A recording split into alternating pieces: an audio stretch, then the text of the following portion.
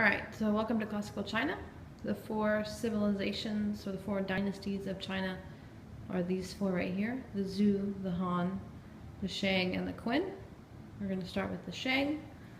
So, the Shang dynasty is what brings us out of the River Valley civilizations, or the ancient civilizations. The Shang dynasty was a strong, centralized government, meaning they had a lot of government pieces that were put in place. They had a monarchy. They were led by kings and warlords.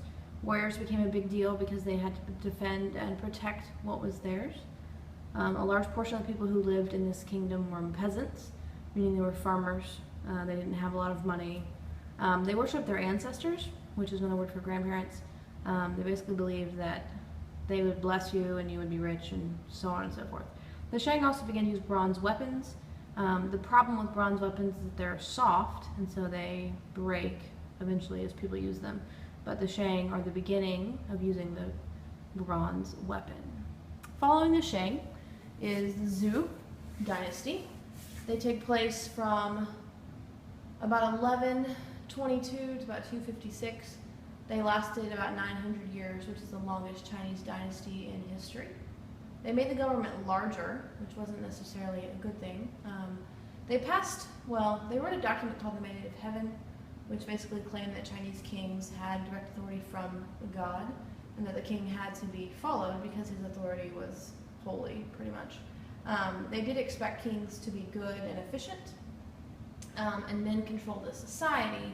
However, they still had peasants, merchants traded quite a bit, and then this is the beginning of people who were artists and people who were slaves. You had people who specialized in, carpentry and art and things like that. And then you also had the beginning of a slave class of people who tried to work off debt or, crimes or something like that.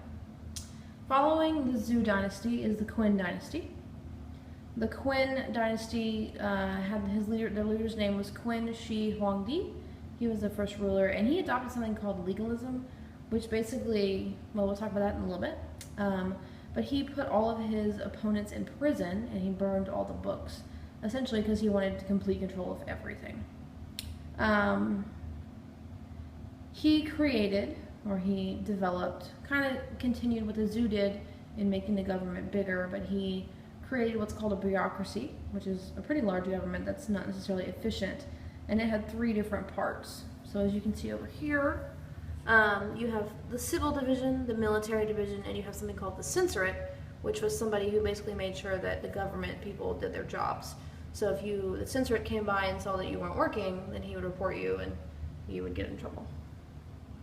The last thing that Qin did, and this is pretty large, is that he unified all of China under one government.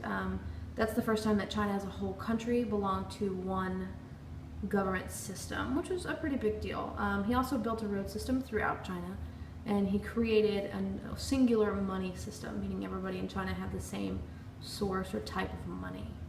He also built the Great Wall of China, which is obviously one thing that China is famous for. He built it to try and keep out the nomads who were trying to take over and come in and invade, and so on and so forth. So this is a pretty large and impactful dynasty in terms of the course of Chinese history. But they are taken over by probably the most famous dynasty, which is the Han dynasty, which obviously comes after the Qin. They come in and they last about 400 years, and they change completely the government system to something called Confucianism, which basically believes in completely different things than legalism. Basically believes that you choose officials based on their merit. So are they good? Are they bad? Are they good for the people? And you choose them. They also made people take a civil service exam, and if you qualified to, help with civil service, then you would go to a special school, and that's how they hired their government officials.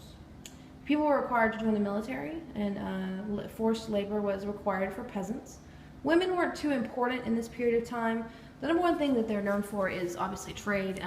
They began to travel by boat into the Indian Ocean, and they eventually built what was called the Silk Road, which is a trade route to Asia, which is pretty big. I'm sorry, straight out to Europe.